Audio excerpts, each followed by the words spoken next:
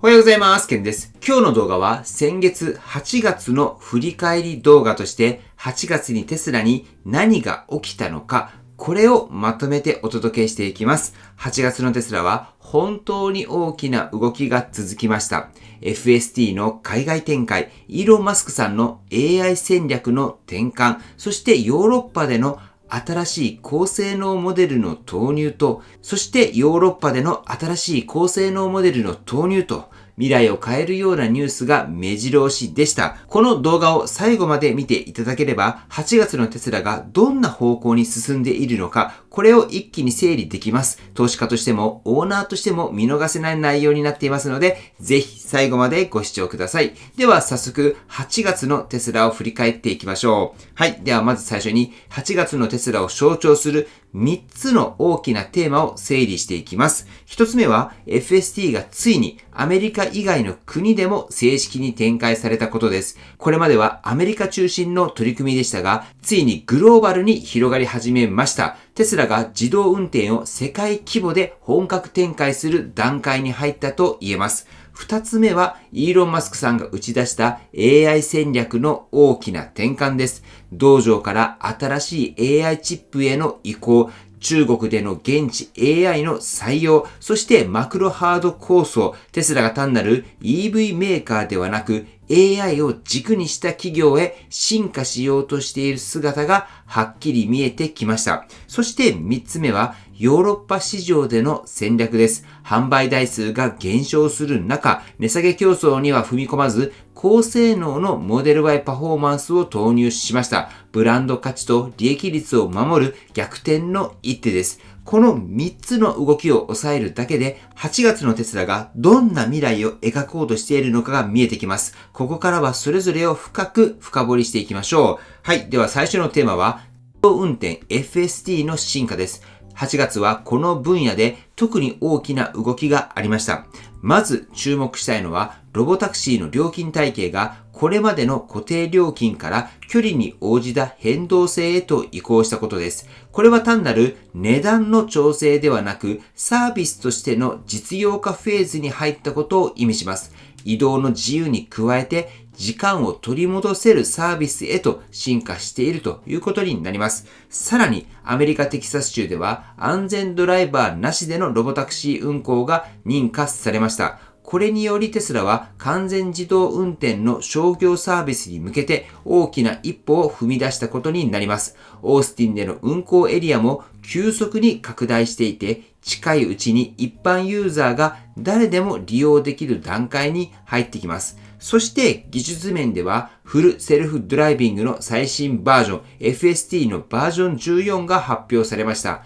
従来の10倍のパラメータを持つ新しい AI モデルが採用され、より複雑な判断が可能になると期待されています。過剰な警告が減り、快適さも大きく改善される見込みです。順調にいけば、来月末には一般ユーザーへの提供が始まります。さらに8月は FSD がついにアメリカを飛び出し、オーストラリアとニュージーランドで正式展開されました。対象となるのは最新ハードウェアを搭載したモデル3とモデル Y です。新車購入者には30日間の無料トライアルも提供され、導入の後押しになっています。こうした動きが示しているのは FSD がもはや地域限定の実験段階ではなく世界規模のプロダクトへと進化しつつあるということになります。オーナーにとっては車がアップデートを重ねて成長していくワクワク感が高まり、投資家にとってはサブスク型の収益源がグローバルに拡大していく未来が見えてきます。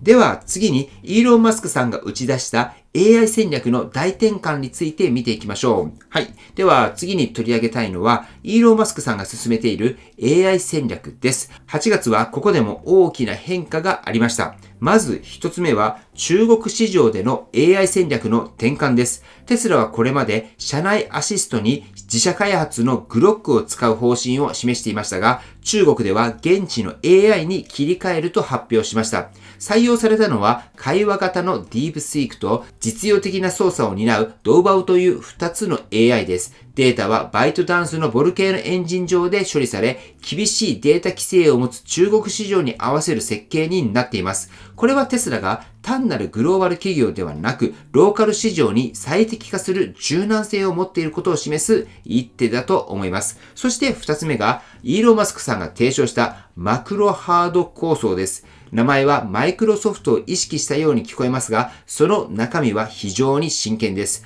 マクロハードの狙いは、設計から開発、テスト、改善まで、ソフトウェア企業の業務をすべて AI エージェントで自動化することです。その中心にあるのが XAI の Grok と Colossus2 と呼ばれる超高性能な基盤で数百万台規模の GPU を用いて AI 同士が協力しながら仮想空間で仕事を進めるというものになります。実際にマクロハードという商標もすでに登録申請されていて、単なるアイデアではなく具体的に動き始めているということがわかります。ここで重要になってくるのが、テスラと XAI が AI を使って自動車だけではなく企業運営そのものを変革しようとしているという点です。オーナーとしては社内アシスタントの進化に期待が高まりますし、投資家にとってはテスラが競合と一線を画す AI 企業へと変わりつつある姿が見えてきます。つまり8月の AI 戦略の動きはテスラが EV メーカーという枠組みを超えて未来のテック企業へと進化しているということを示しているということになります。では次に製品や販売戦略の最新動向について見ていきましょう。まず注目したいのは低価格モデルの発売時期です。当初は2025年前半とされていましたが、最新の情報では2025年の夏以降にずれ込む見通しになっています。発売時代も補助金が終了した後、今年の第3四半期が第4四半期になる可能性が高いと報じられています。発売は遅れるものの、この新モデルが持つ意味は非常に大きいです。手頃な価格でテスラを購入できる層が広がれば、新興国や若い世代を中心に一気に普及が進み、販売台数の拡大につながると期待されています。次に既存のモデルの進化です。モデル Y はバッテリー容量を変えずに航続距離を約 10% 伸ばしてきました。空気抵抗やブレーキシステム、潤滑系統といった細かな改善の積み重ねによるもので、まさにテスラらしいエンジニアリングの成果です。オーナーにとっては利便性が増し、投資家にとってはコストの削減や利益率向上につながる重要な改善です。また、フラグシップモデルの S と X、そしてサイバートラックには LUX パッケージが導入されました。FST のスーパーバイズドの標準搭載、生涯無料のスーパーチャージャー、4年間のメンテナンス、プレミアムコネクティビティの永年無料などが含まれていて、単なる値上げではなく、所有する体験そのものを高める方向にシフトしています。さらにアメリカでは中古車のリースもスタートしました。モデル3とモデル Y が対象で、月額$215から利用可能です。頭金ゼロ、短期契約も選べるため、新しい層を取り込みつつ、在庫を調整する戦略が透けて見えます。そしてヨーロッパでは、新型のモデル Y のパフォーマンスが発表されました。0から100キロ加速が 3.5 秒、航続距離が580キロ、そして新しいアダプティブサスペンションを搭載し、SUV としては異例の走行性能を実現しています。販売が落ち込む中で、値下げ競争に踏み込まず、高付加価値モデルでブランドと収益を守る狙いが見えてきています。こうした製品と販売戦略の動きから見えてくるのは、テスラが単に台数を追うのではなく、体験価値と利益率を両立させる方向へ進んでいるということになります。では次に注目したいのはエネルギー事業とインフラ面の動きです。8月も大きな前進がありました。まず中国の上海のメガパックでは稼働から半年でついに1000台目のユニットが完成しました。しかもそのままヨーロッパへ出荷されています。これまではアメリカ中心の展開でしたが、ついにグローバル規模で広がり始めたということになります。さらにアメリカのジョージア州では27億ドル規模という過去最大級のメガパック契約が発表されました。自動車販売が伸び悩む局面でもエネルギー事業がしっかりと業績を支える存在になりつつあります。世界市場全体で見ると、テスラは2024年の BESS 市場でシェア 15% を獲得し、2年連続で世界一を維持しました。特に北米では 39% という圧倒的なシェアを誇っています。再生可能エネルギーの拡大に欠かせないインフラとしての存在感が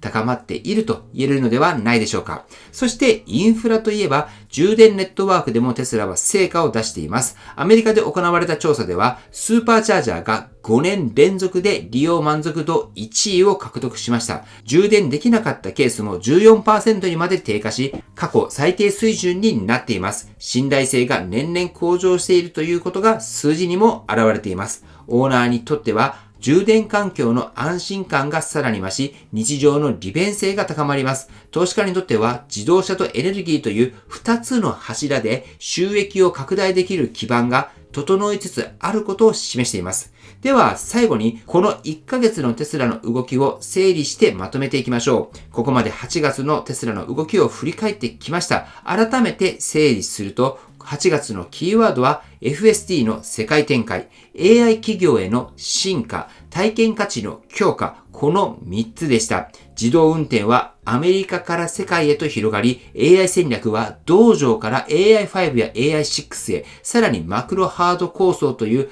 新しいビジョンへ進化しました。そして欧州市場では値下げ競争に陥らずに、モデル Y のパフォーマンスという高付加価値モデルで勝負する姿勢を見せました。そして今月のポイントは4つです。FSD の10倍モデルが予定通り提供されるのか、欧州でのモデル Y のパフォーマンスがどのように受け入れられるのか、中国市場での販売の回復があるのか、そして AI5 や AI6 の進展がどこまで見えるのか、このあたりをしっかりと追っていきたいと思いますけれども、皆さんは8月のニュースの中でどの話題が一番印象に残っていますか？ぜひコメントで教えていただければと思います。はい。では本日の内容は以上です。今回の動画が参考になったと思われたら高評価をよろしくお願いします。僕の YouTube は毎日発信しています。僕の YouTube をご覧になってもらえばテスラの情報はほとんど網羅すると思いますので、チャンネル登録がまだな方はチャンネル登録の方をよろしくお願いいたします。では今日もご視聴していただきありがとうございます。テスラのある生活を楽しんでいきましょう。ではまた。追伸です。いつも毎週日曜日にテスラ株のアンケートをしていますが、今回から月単位のテスラ株のアンケートをしたいと思います。毎月の月始めに先月のまとめ動画、今回のような動画を作っていますが、その時に先月の株価がどうなったのか、これを月間アンケートとしてやってみたいと思います。つまり、この9月1日から30日にかけてテスラ株は上がっていくのか、下がっていくのか、これを予想してみようという感じです。今回から行いますので、ぜひ参加されてみてください。僕の中のイメージとしては、来月は Q3 の発表があるわけですが、そこに向けてテスラの株価はどうなっていくのか、この全体像を見ながら、週単位ではどうなるのかという感じで考えたら、投資をする上でも参考になるのではないかなと思います。こちらのアンケートは今週の土曜日まで受け付けていますので、ぜひ9月のテスラの株価がどうなるのか予想されてみてください。このアンケートは今日の6時に公開しますので、6時以降されてみてください。はい。では本日も最後までご視聴していただきありがとうございます。素敵な一日をお過ごしください。ではまた。